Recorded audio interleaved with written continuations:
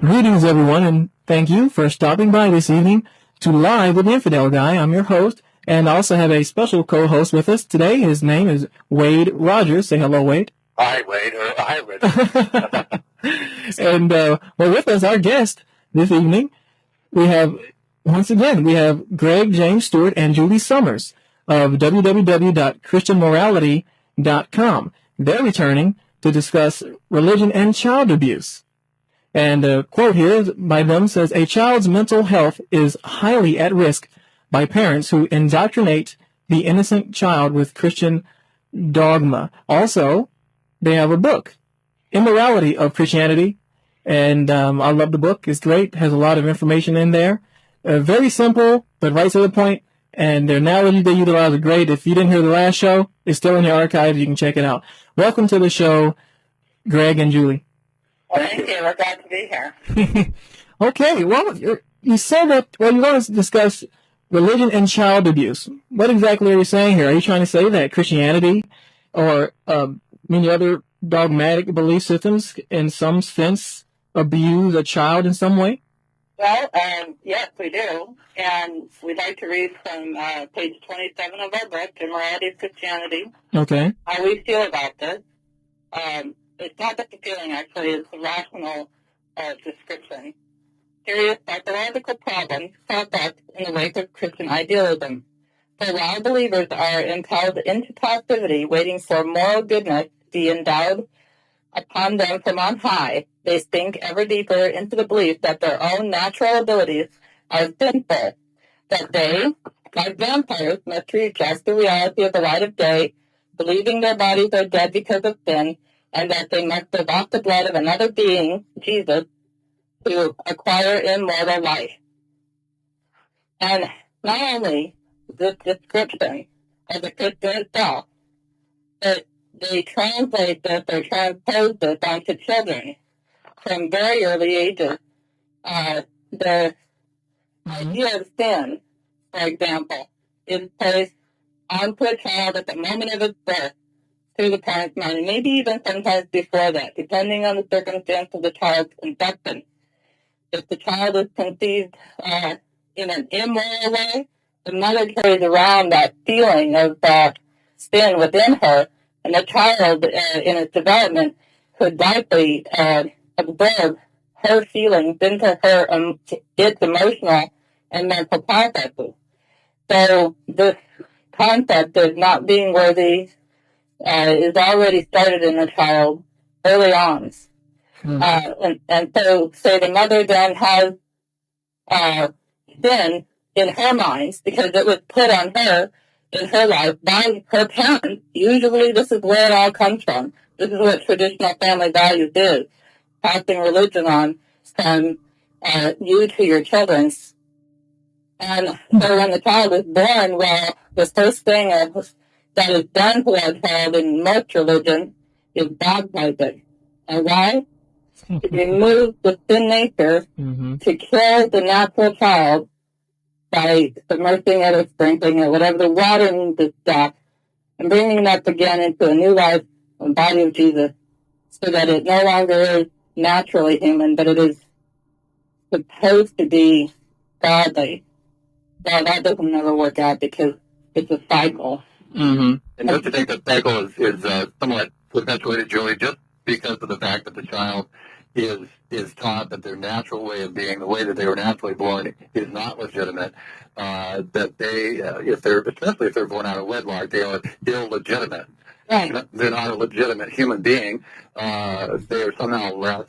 And even if the child doesn't have, I would think, that taught to them, I think that is inferred from the mother to the child. Maybe the mother treats the child a little differently, or right. Well, the community that the child is born into, so not only in illegitimacy, but even in legitimate marriages, where the mother and father are deep in Christianity and don't accept their own physical, natural, sexual identities and pleasures. They want to deny that themselves, right? Which is the subconscious sort of activist is often and really through religious doctrine. But and so often too, I think that some of the first images that children have of quote unquote God is their parent. And when that image that, like you said, human sexuality is a bad thing, or that fulfilling our natural desires is a bad thing, then the child is stigmatized from day one. They don't stand a chance. That's right.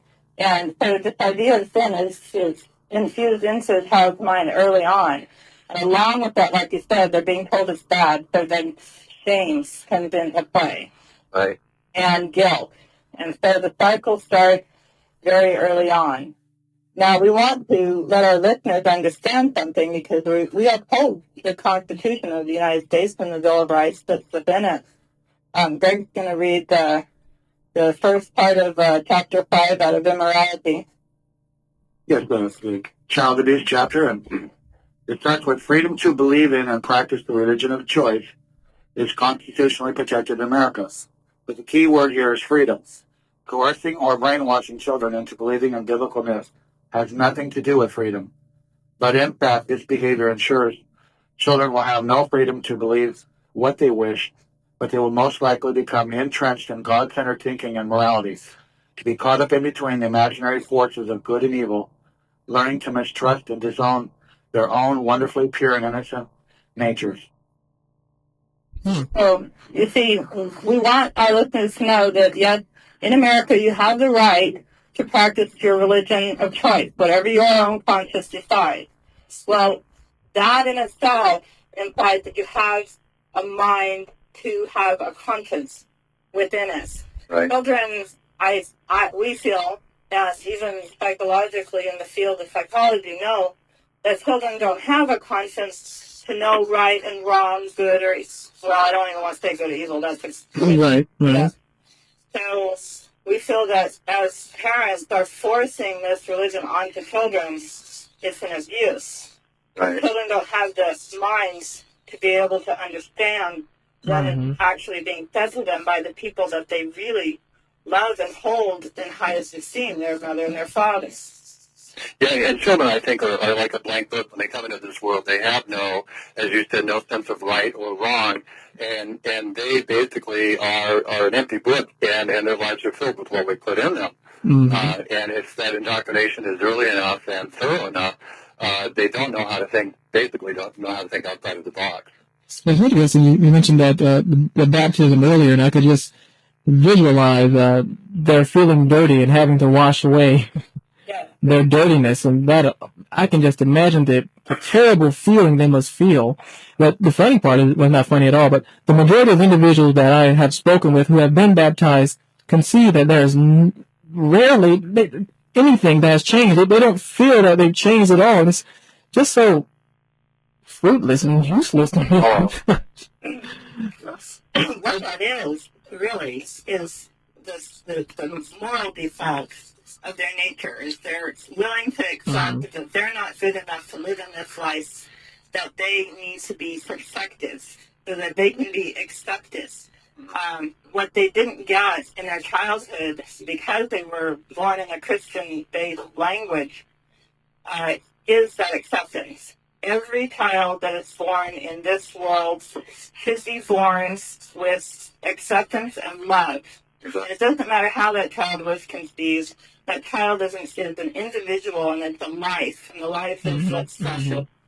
But when it's rejected, the child has a sense of that, and the mind of the child is very intense and absorbing all the information around it. Sociologists say that we've, like Blaze, you said, children are born as a blank slate. They are absorbing the social norms of the environment that they're within and how to respond to that environment. And when it's polluted with the language of unacceptance, they're hungry to feel that. Right. When this is what often leads people back into religion when they've gone away from it, is because they're wanting acceptance, and they're given language that join us and we'll accept you. Right. But that's really a false language. Yeah, and then the whole idea, I think, too, of the Christian faith in that sense is you have to change to be acceptable. Right. They don't accept your nature. They don't accept you as a human being. Right. And the unacceptability is always repeated through putting shame on you because you are a human being and you are going to not act out, but you are going to act naturally. Of course, and that's exactly what I've always perceived as many religions, especially, of course, the fundamentalist belief systems do, is that they are actually the opposite. I mean, everything they teach you is the opposite of your human nature.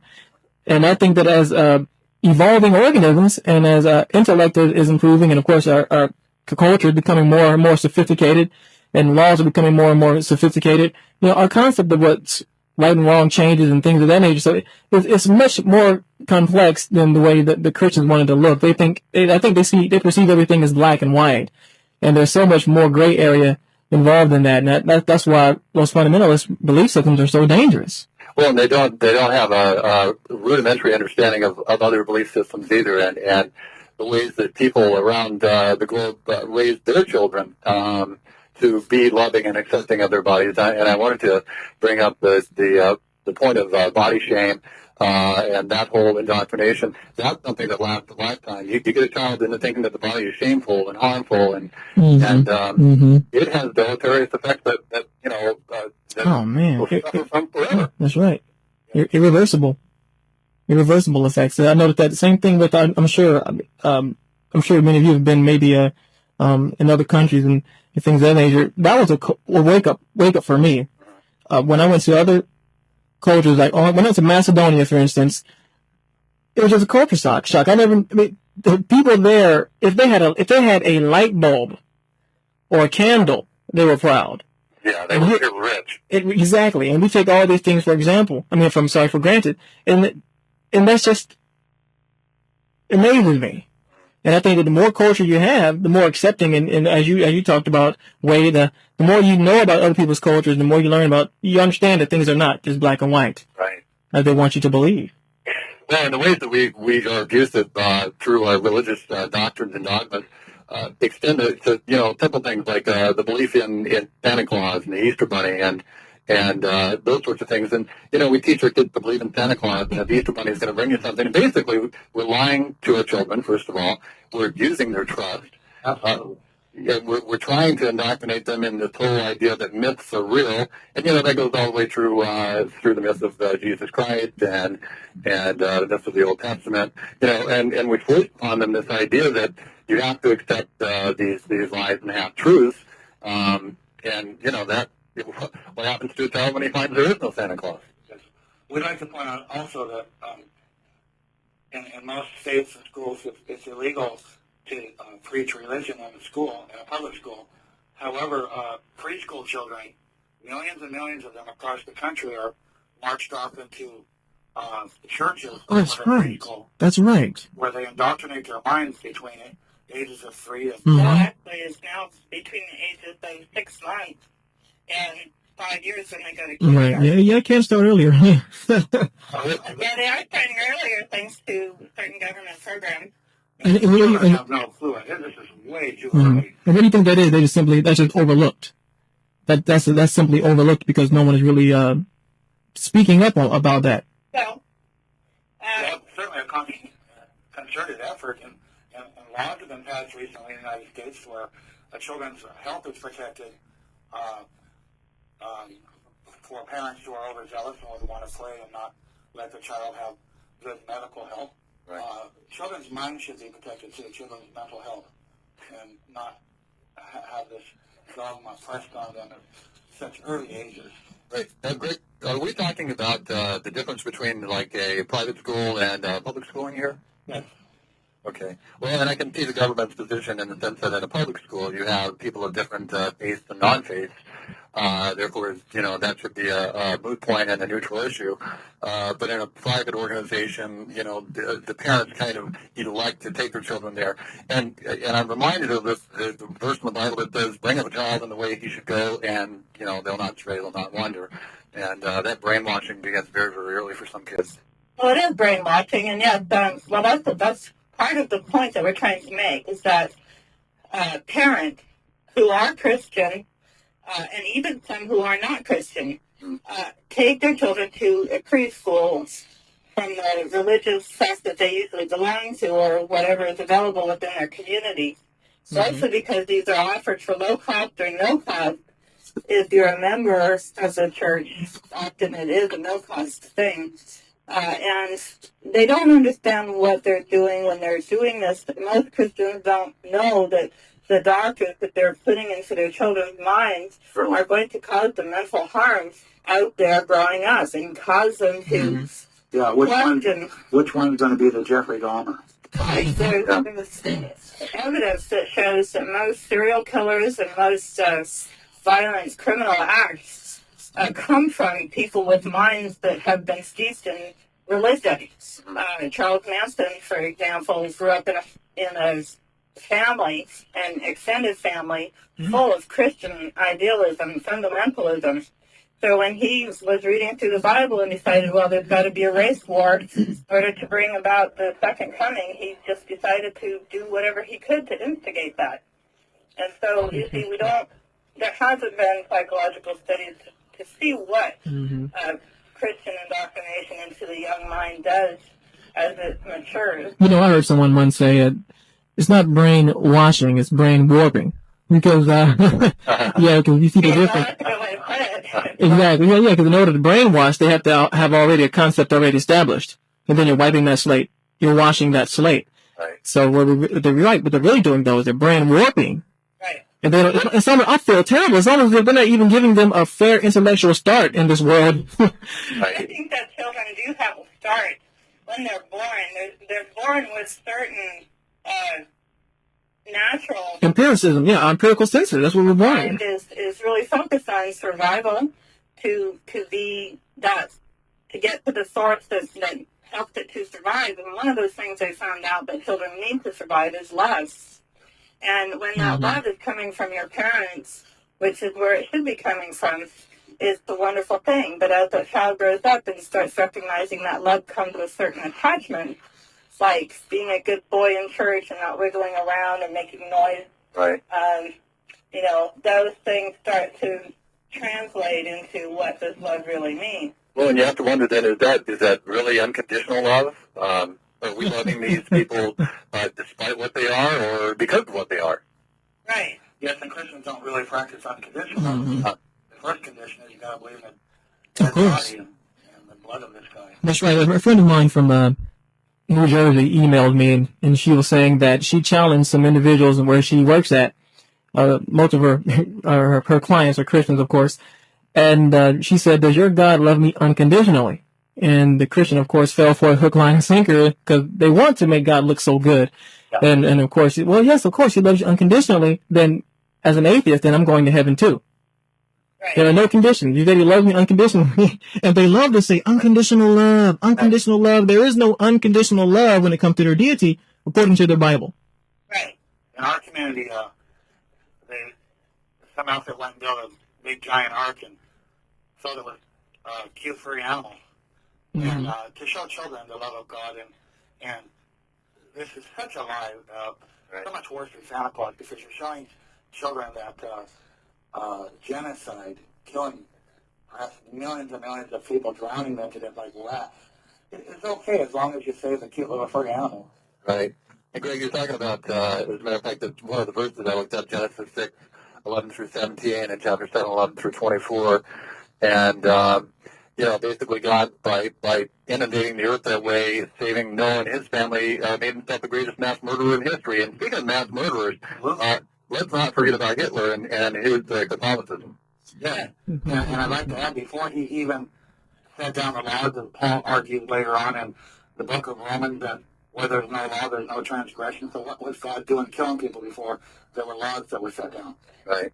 And they weren't even doing anything wrong. This was done for the imagination, what they were thinking. So God crept into their little minds and decided that their thoughts weren't proper or whatever, and decided to kill all living things, men, women, children, animals. Sure.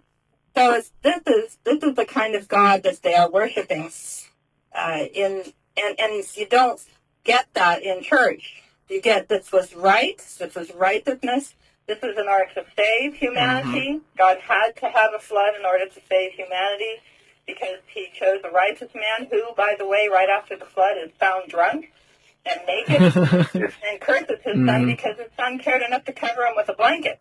Right.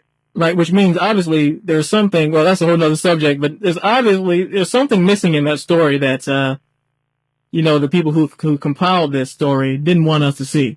Well, it's not a real historical story either, Reginald. It's a myth. It's based on of course. Gilgamesh and all that. And my problem, even if it was true, is not so much that God drowned the men and women who might have some sense of accountability, but all of the innocent babies. Right, Yep. innocent babies. Absolutely. That brings me to one of my topics that I'm going to be working on this year is having an International Day of Mourning for all those children throughout history or even within the mythology of history who were murdered or killed on account of religion. I'm sorry to cut you off there. I'm writing that down right now, but yeah, I was going to ask you about that. I believe there was a number given last year about how many children actually killed because of the parents' religious belief, and the numbers was staggering. I can't remember, but I know it was in the high thousands. Well, it's a problem that's in most cultures that have a religious background. There are some passive religions like Buddhism, Hinduism, that don't practice infanticide, but the Islam and Christian religions, Judaism religions do. I'd like to quote a song out of the Bible. Certainly. It's Psalm 137:9. It's, happy shall he be that taketh and dasheth thy little ones against the stone. That was a mistranslation. What Yeah. That text, yeah. Right. Within the scriptures. Well, I submit to you that anyone that can equate happiness and joy to this kind of act is, what were you saying, Reginald, walks of mine, to put it mildly. Right. And that's what it does. I actually, I'm glad we're talking about this. Now all these stories are beginning to float around my head. I have to actually write them down before I forget. I attended they call it a school, but it was really a church. Only difference is they don't pass the collection plate around. And they're very similar to those Israelite black churches they talk about. But anyway, they talk about how Yahweh means male and female, and they break this whole thing down. They have this big mural of the whole Bible and graphically depicted on the wall. Anyway, one of the elders stood up and he began to talk about the story of David and Goliath. And there were, and I mean, I know it's funny, isn't it? But there were a lot of children in there. I mean, there were probably more children than adults in this congregation. And he began to, from what I remember about the story of David and Goliath, it's kind of like what they're taught. It stops right at the part where David kills Goliath. He gets hit in the head with a stone. He falls to the ground. End of story. Well, this guy continued to read further, and it disturbed me. He began to talk about how David cut this guy's head off, paraded him around the different cities, and I could just imagine that graphically. Right. That was very disturbing. And I'm looking at these children, and they're just kicking back, swaying, looking around like there's no problem with this. And I remember thinking they should have been shocked by that. Well, and what are we teaching our kids then by, in the sense of conflict resolution, that if you disagree with your neighbor over a land dispute, you pick up the rock and you hit him in the head? I mean, it's not... They cut his head off and parade him around the city. My hero when I was a kid was Samson, the guy with the long hair, and I was led to believe he was a righteous man of God that fought only for good things, and I come to find out later that this guy is a scoundrel, and he murders people who have nothing, because he gets into a bet with the Philistines, he loses the bet, and he goes out and murders people who have nothing to do with it. He steals their possessions to go pay the debt. That's right. And these are the sort of things we are teaching children in churches, and we are teaching them that righteous anger is good. Right. But that's how, like Wade said, problems are solved. This is how we are solving problems today in our modern world. If there's a country in another part of the world who doesn't think the way we do or behave the way we want them to, we go in and solve it with force. And in a democracy or a republic, this is not how you treat your neighbor. There's no respect or understanding for those other people's rights. And war is what Christianity, ultimately, God-centered thinking, is the solution to the problems. Even in the last days, the Lord is going to come down, even though He promised never to smite man again. By water. Well, the word is smite, and never smite man again. Right. You don't have to accept, no matter how you look at it.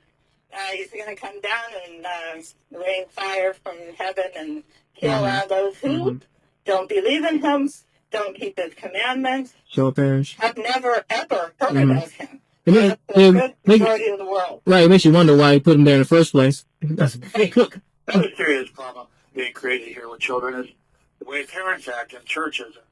And as we all know, for instance, my community here has 30 plus churches.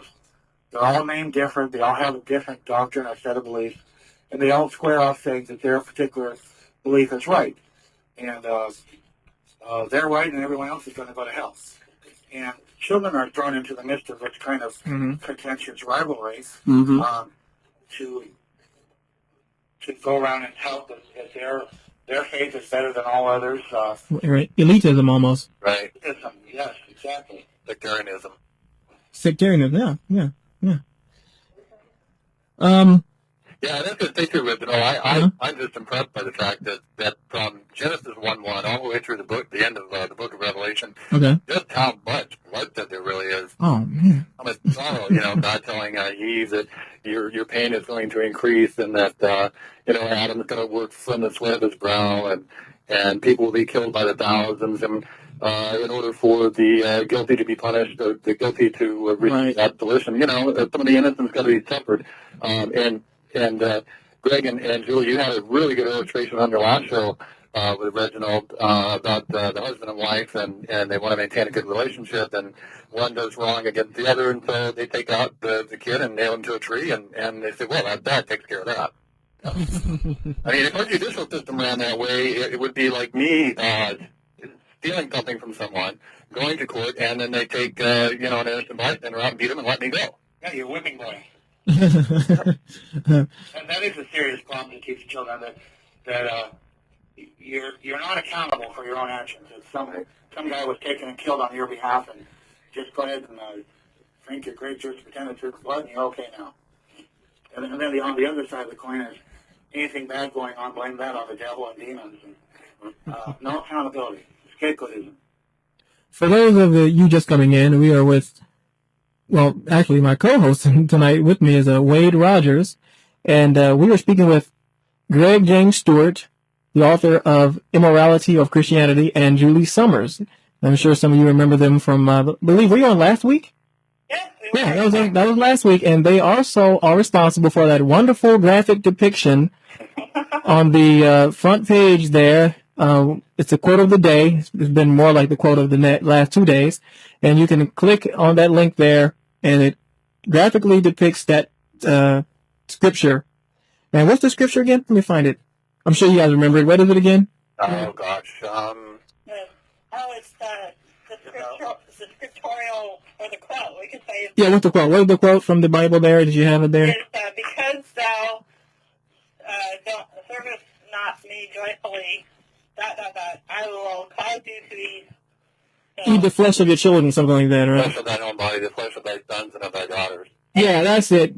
Sorry to put you on the spot there, but yeah, that was it. And you can check that out. And I tell you, now we know why why no one has ever done a full feature-length motion picture of the entire Bible in its entirety, exactly the way the Bible depicts it. Right. It's all been glamorized through Disney and Hollywood and social media now. All these ideals that come Oh, yes. Disney. Oh, my goodness. That really upsets me. I just thought about it. As soon as you said Disney, I thought about it. They did a cartoon on Moses, right? Yeah. And I think it was called something Egypt or Prince of Egypt. Prince of Egypt. And that when I first saw that coming out, I was really upset because I feel that they're lying. Yeah. You show the truth. Show the 100,000 people that were murdered, and how the virgin women were kept for the soldiers. And I've had apologists say, no. What they meant was that the soldiers took the virgins back to their homeland to help and taught them the ways of Christ so they can live their lives righteous or something. Oh, sure. That's not how the culture was. Well, and let's not even talk about all the firstborn children, of the Egyptians and others who were killed by the angel of death and that sort of thing. Again, you're talking about innocent people who are murdered simply because they happen to live in a different state than some other people. Yeah. And there's supposition that there was no angel of death, but that this was done by those who wanted to leave in the first place. In the New Testament, it's interesting to note that Paul, the man of great faith, who wrote most of the New Testament, he must have been asked the question. He said in Acts, he's got this quote here where he says, "And evil entreated our fathers so that they cast out their young children to the end they might not leave." They might not live. Sorry. So there's your Bible Hansel and Gretel story. It's interesting to note that all this faith in this God, their only recourse for these people is to, when there's not enough food, you throw out the children into the desert and let them starve to death. Wow. Yeah, another horrible story too, by the way, Hansel and Gretel. Yeah. It has a certain foundation. Well, we certainly teach that to our kids as a lovely little fairy tale and a bedtime story. And I mean, talk about nightmares. Oh, yeah. Oh, I mean, yeah, the Bible alone, just a few stories out of there alone could cause nightmares. And then we wonder, I spoke about this last night. I had a quick show last night. I didn't archive it, but we talked about how the people's fears are also demographic, or the personification of your fear. Say like, the devil, whatever. Depending on your demographic, if that culture predominantly depicts their demons looking a particular way, then you'll believe it's that particular way. Right. And then people react to it accordingly. And based upon, actually, this is the funniest part, you act based upon you think you're supposed to act as well, if you're taught that. Yeah. And I just find that it's so amazing because when I was a child, I went through that same thing. So you talk about this mental abuse.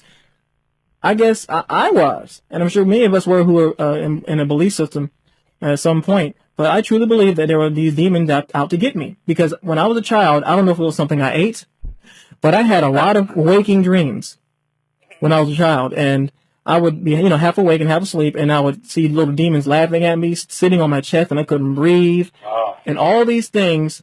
And now that, and it was real, and I believed it for a very long time that this is what was happening.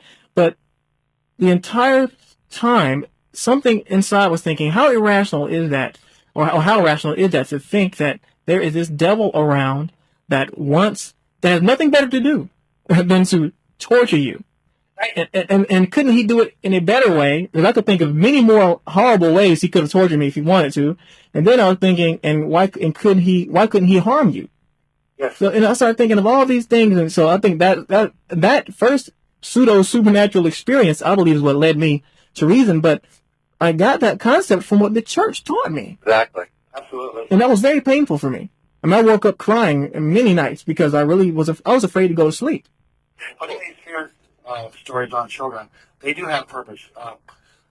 In my life as a child, I had the fear God put on me, and I was threatened with hell, or saying a cuss word, or doing any bad behavior. And clear up to my 30s, when I began to realize religion was so bad, and when I tried to break away from it, I had deep-seated fears inside me from the experience of childhood. That's funny too. You mentioned curse words. The animation series South Park talks about this all the time, and you can see where they're going with this. But they curse. Little kids curse all the time, and they're showing really how irrational it is. that there's no meaning in the words. There's no meaning at all besides what meaning one's imagination puts to it or how the words are actually used. That's right. And it's just so funny that people have you believing that you can't say that. You can't curse and they'll slap you in the mouth, but yet it's okay to read all these violent stories in the Bible and to look at all this violent TV, all these action movies with people's heads getting cut off and flying around the room. Right. But yet a kid can't say, "Damn, Mom." I mean, Well, and it's funny that I sometimes say that the only good thing Christianity ever brought us was a few good curse words. well, and I think it's funny too, Reginald, that the way we punish a child for using foul language is to physically abuse them. right. I mean, there's a whole cycle there. And a bit of my background, I've been a youth counselor twice in my life. And one of the things that's very apparent to me is that we are totally unaware of the ways in which we are abusive. There's physical abuse, there's mental abuse, there's even verbal abuse. And verbal abuse doesn't necessarily come in the package of foul and abusive language. It can be verbal domination and not talking to someone. Avoidance is a type of abuse. If you avoid your child, if you don't take care of your child, don't pay them the proper attention, the authorities come in and take your child away. And I wanted to say, too, that it's very telling for me that the Christian faith is a fear-based faith. Yeah, absolutely. I was born and raised partially in the South. I live in Alaska now. I'm way far away from the South, but Southern Baptists, hellfire and brimstone, and all that stuff. They were scaring people into the faith. Yes. That's how they keep you in the faith as well. That fear is the strongest emotion that you can deliver to a person because it's rooted in their life. Yes, we recently converted a professor from the local university here. He bought one of the books and he called us just so excited that we changed his life. But he belonged to the Lutheran Church, and as soon as they got wind of this, they gathered around him and started praying for him. Guilt, shame on the guy, pulling him right back in. So he's going through this tremendous struggle in his life. He's an older gentleman, retired now, but it's the fear tactics they're using. It's part of what. Of course, and then they threaten to ostracize you. Oh yeah. Things of that nature, right? When you do open up your mind to rational thinking, and I use an analogy, you come into a brighter light. Christians are hiding away in their dark closets, thinking they have the light and light, and actually they're not. They're in darkness. Once again, I think Dan Barker was on the show, and he talked about the feelings involved, and he said that these feelings are real that they're experiencing, but it's not only the feelings, and the feelings are real and they're there, but the wordplay is taught, and it's once again they're just repeating these things that they, and not to mention, of course, they're Christian. They're supposed to be the utmost holy. They're supposed to be so good and so happy. So there aren't really too many Christians that you can walk up to and ask them, your life is just pathetic and miserable, isn't it? And they're not going to say, oh, well, hell yeah, God has totally screwed my life. No, they're going to say, oh, I'm happy, filled, and glorified with the Holy, and all, they're going to say these things because it's instinctive and it's reactionary. And I think it's very telling too, Reginald, that in the United States alone, there was an article in the paper here some 6 months ago about the divorce rates across the United States. The divorce rate in the United States is highest in the Bible Belt. That's right. And why is that? Because these people have lived, like I said, in a fear-based state. Other lives. Yeah, they live in a sexually repressed state. Yes. And it's... They're living in an abused state most of the time. Because the Bible sets up the plans from the beginning. That man is the communicator and has the relationship with God and the church. Right. Woman is to have the relationship with the man. And this idea has gotten into the minds of all Christendom, and the men are trying to get that back. Rational thinking and modern ideal that, hey, women are just as physiologically equal to men in the minds, and so there's no real reason or justification to subdue a woman. Being subdued as a woman only is supported through religion. There's no reason for it. And so women are speaking up. A common phrase when you're in a married relationship is, the man says, "You better shut your mouth." And so the woman does, or she says, "Or what?" Mm-hmm. And Who's that? the or what? Mm-hmm. Go ahead now. I was going to say, with all the promise keepers, that's the big movement going on right now as far as the husband being the head of the house, excuse me, and that sort of thing. Mm-hmm. And I think it's important to note, too, and Julie, you kind of touched on this a little bit, that in a sense, women have physiologically have some advantages that men typically don't have. I don't want to stereotype. And that's from their communications or verbal communication skills. And so, if we recognize those differences and work those together instead of making those an antagonistic part of the relationship, it's a far brighter relationship. There are a few religions out there that don't receive medical help because of their religion. I'm sure you know of a few of those. Jehovah's Witnesses, Christian Scientists. Wow. I mean, I just wonder what goes through their minds when they sit there and say, "We're just going to pray about it. Everything's going to be okay. We have faith in the Lord. Our son's going to pull 3. I know he got bit by 100 snakes, but he's going to pull 3. All we have to do is pray about it." And then when their child dies, how can they just, what is going through their mind? How can they just... I'll tell you what goes through their minds. Not that I was a Christian Scientist, but I was a Mormon. And prayer and laying on of hands is common in Mormondom. And I personally had 2 stillbirths. So I had a little bit of experience with the lot. What goes through their mind is that that child was saved in God because they baptized them, either at birth or when they, whatever age was their accountability. So he's going to heaven, and that's a better place than here. And so the passivity that is in the parents is even a sickness. That they are so connected to their religious faith that they will deny the wonderful abilities of life-sustaining medical care so that their child can either be a miracle for their fake God out there or be saved from the hell and go live in heaven. Right. It's almost this life is unimportant. This life has no meaning, no substance. They're too busy looking toward fantasy. And I've talked about this on past shows as well. Fantasy is great, but you have to know where you are in reality. Right. And what kind of a message does this give to the child? When their parents are saying, we have to pray so that we can have food on our table, shelter, and all these other things. And if they're in a poor state, a good portion of the world is, not too many that are in as good of a healthy state of economy as we are, then children are already given a false message on how to solve the problems that they're living in by captivity. Right. And it doesn't do anything to bring the wealth to them. We teach our children false principles of life.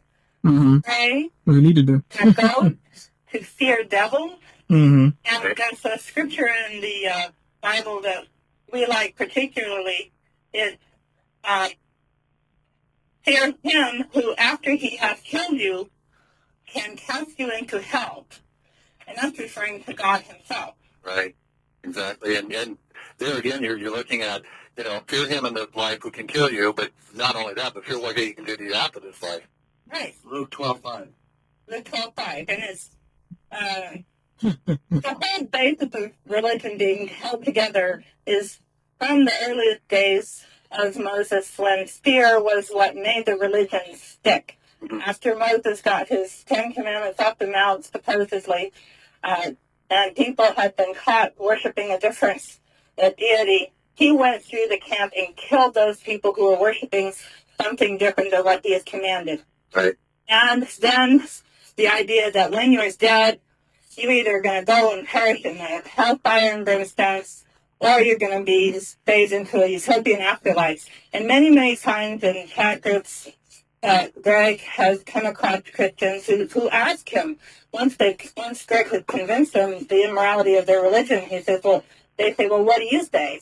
What about when you die? That's always the question they go to. What about when you die? They're so tied to their fear of what might happen to them when they die that they live this life in pretense, not embracing and enjoying the wonderful life that they have in favor of Right. maybe getting into a heavenly existence, worshiping a supreme being for all eternity. And you're talking a little bit there, Julie, about I think it's capital wager. You know that it's better to have believed and suffer a little bit in this life for eternity than to not believe and enjoy this life and suffer forever in hell. Right, right. And the priests hold the church together with this fear seriously. And because, like we mentioned, our friend who is enlightened now, he's free from the God mind, he's being contacted by members of his church saying, oh, but you're going to go to hell and you're going to suffer. And, you know, that plays on your fear. And children, yeah, exactly. Just to bring it back around again, Mm-hmm. children are hearing these fear stories all the time in church. Mm-hmm. As part of the culture that we live in, you need to be afraid either of the devil or of God. And when you die, what happens to you when you die? And it's all built on a myth, but they don't tell them that, and it's indoctrinated into the mind. Well, that's my point exactly. Is that we, even those of us who have gotten out of that whole mindset, still don't know enough about this subject to really be the authority figures for our children. We're not culturally indoctrinated into other world cultures and faiths and backgrounds to really say that this is the way it is or that this is the way it isn't. So many people don't know that pre-Exilic Jews didn't believe in hell. They believed in the grave and that you reaped in this life what you sowed in this life.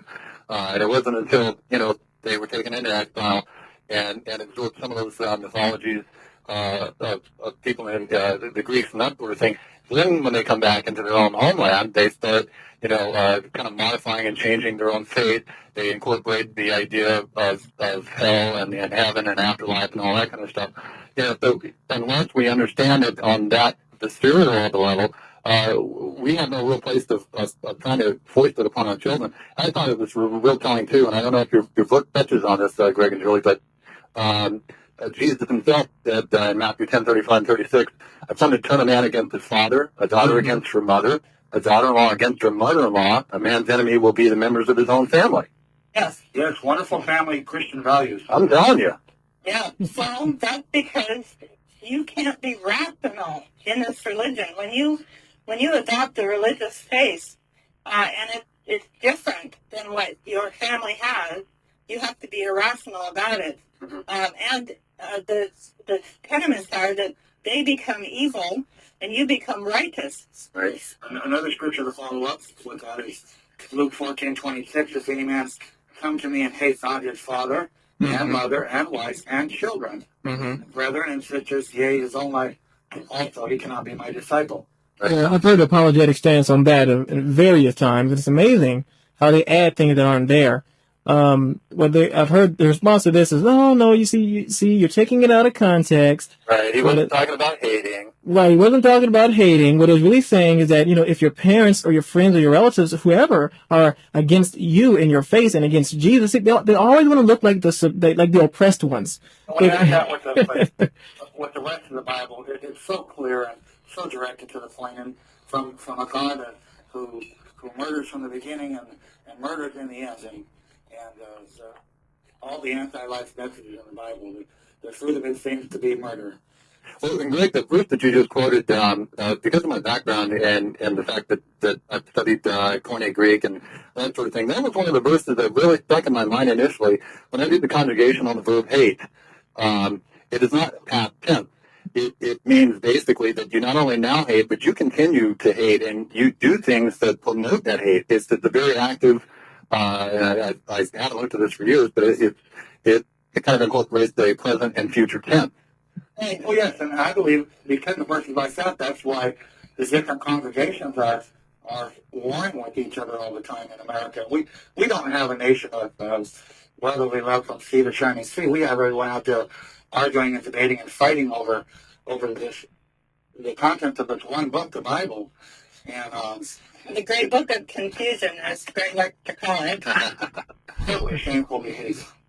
And even if it isn't done outright, it's done publicly, so that you might have a neighbor who's Catholic and you're a Baptist, but you're both going to be looking at each other, the suspect, because one of you is right and one of you is wrong, and one of you is going to heaven and the other is going to hell. And of course, you know how that plays out. Right. And then the trying of conversions into your way of thinking is simply a message to support what is called the tribal consciousness. Sure. That you get converts into your religious group so that you can strengthen the communal belief system. You know, you mentioned something earlier. You're talking about what type of message are we, or I'll say believers who pray to appease a God or to thank God for their food. The type of message that they're putting across also notices that if people don't have those things, if people don't have food to eat, if they don't have a nice home, or if they don't have shelter or whatever, right, they make the assumption automatically that, well, they must be immoral. right, They must not be praying to my God. I must save them in some way. right. And so automatically, see how they simply, just that quickly, they can equate good, you know, in everything you're doing, goodness comes with good life and good food and all these things and spiritual happiness. Right. So if you don't have those things, you must be Evil. Right. Right. Wrong. And I was going to say too, Reginald, there is the current emphasis of the church and primarily in the charismatic churches is the doctrine of prosperity. And you know, a lot of that is based on the translation of some of Paul's words in the New Testament, and I'd have to think about the verses, but you know, basically it's the same thing. That if you're doing right, God's going to bless you. If you're giving your 10%, God's going to bless you. He's going to make your riches down. And That sounds like something the Roman Empire would concoct. Or well, you know, I personally know a fellow who's a minister here in town, a charismatic minister, wears $300 Italian loafers. You know, in Armani suits, and you know, he's doing good. He's got 200-300 people in his congregation who are all tithing 5 to 10% of their salary. And I mean, for what he does, he's making 200% more salary, you know, than I do. Right. You know? Yeah, well, that's exactly what the priests and prophets are all about. Mystic moochers is what Anne Rand called it. mystic moochers. That's a good one. That's right. So that's That's how what it the is. thing prospers is this. The priests are elite. They're the worst. They're the spokesperson for God. They're the ones who have, of course, this is another psychological problem. They're the ones who's chosen, hear the voice of God, have the ability to speak to the masses God's will. This is a psychological profile of somebody who has what's called a Jesus complex, but yet the priests are allowed to have that. In all the churches, this like blanket immunity. You just have these crazy notions, preach them from a pulpit to your congregation, and get paid really well for it.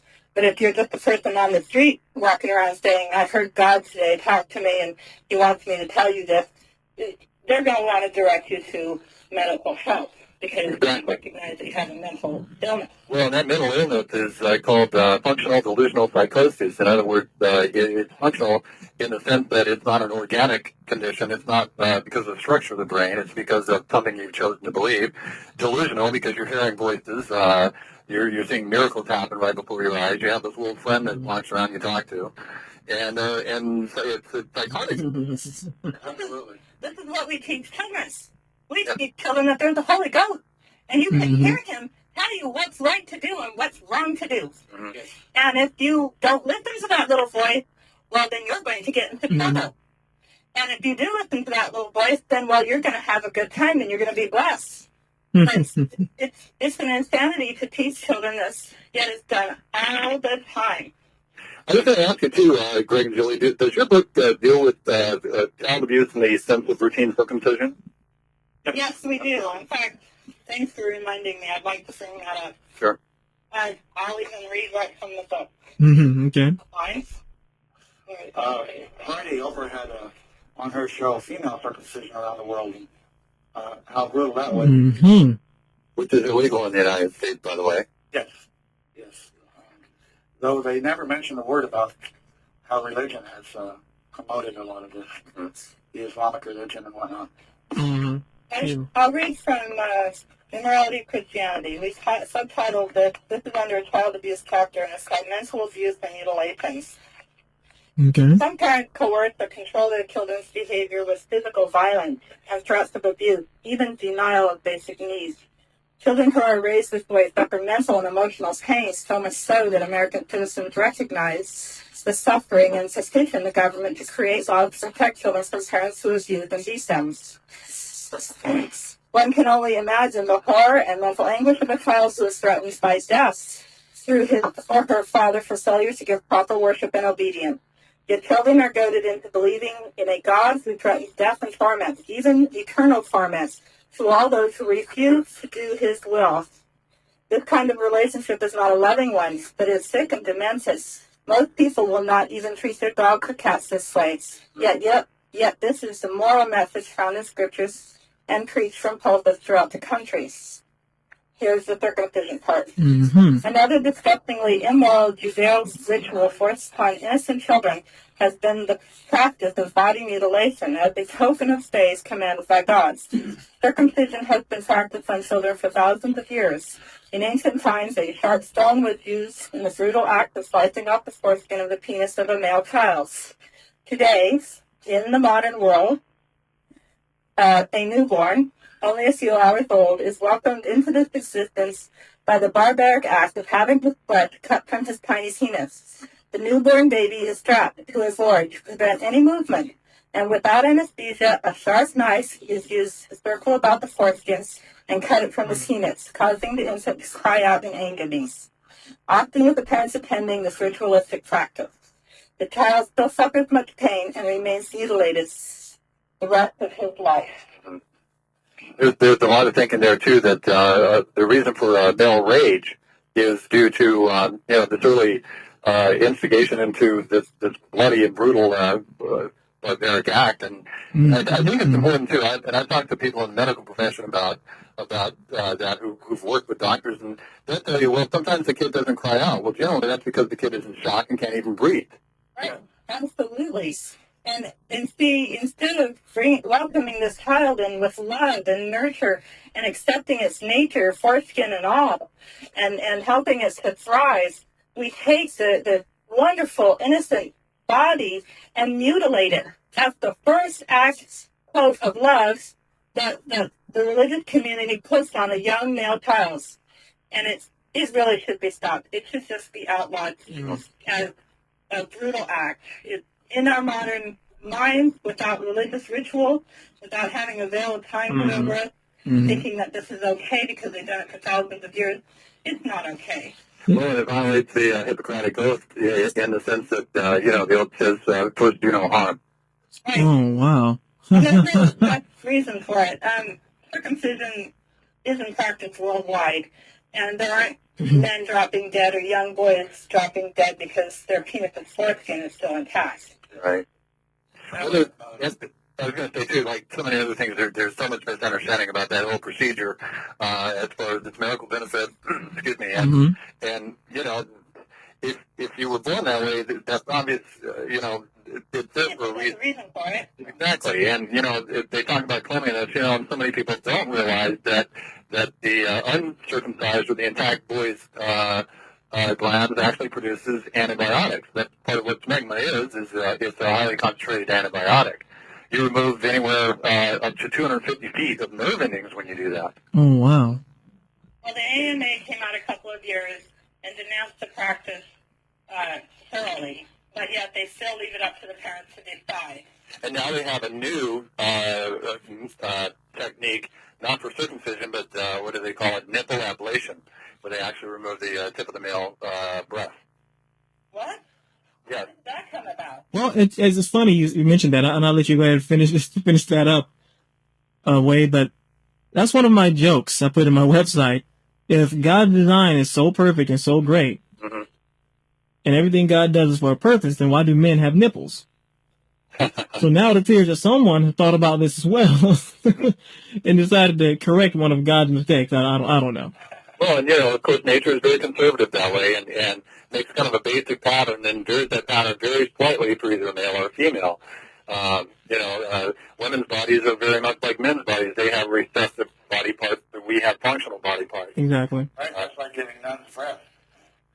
And of course, you have many people that, oh man, especially the creation science, of course, scientists, of course, disagree. Especially there's one, Kent Hovind said there's no such thing as vestigial organs, and that everything in the human body was put there by God for a purpose. Even though we may not understand all of the purposes of them, they're there for a reason. And that's something that that's almost like one of those excuses a parent would give a child if the parent doesn't fully understand Right. what it is the child is asking. Why is the sky blue, Mom? I don't know. God made it that way. Yes. The same thing they do to adults, and many religious adults fall for those type of explanations, hook, line, and sinker all the time. Yes. I have with me the Universal Declaration of Human Rights, and I'd like to read Article 1, if I may. Sure. Where it says, all human beings are born free and equal in dignity and rights. And in light of Christian teaching to children, is you are servants to a God, and you're going to a kingdom, not a democracy or a republic. Right. And I just want to point out how different that is from this article about being free. The whole idea there is one of bondage and slavery. You're bought with a price. You don't own your own life. Your body is merely a temple for some God to dwell in for His pleasure and not your own. Seek to do His will and not your own. Seek only to please Him and serve Him. People just don't understand the absurdity of this idea. And when you have ideas like that in the society, we communicated with someone and he asked me the question on certain points, is religion good? And we responded back with a scripture where Jesus says, deny yourself, pick up your cross and follow me. Well, essentially, Jesus is telling you to live your life in a lie. And so if you're going to be living your life in a lie, not recognizing yourself, your natural life, denying all that life has to offer to you in an experience, then the society that you're going to be building that on is also going to be built in a lie. So any goodness that comes out of the society through that language is really a false goodness. For the commandments, for example, they all want to post 10 commandments. Well, how can you command love? If love is something that has to come from within, and it has to be something that is yours to give. Right. God commands you to love Him. Well, as soon as He commands you to love Him, there goes love.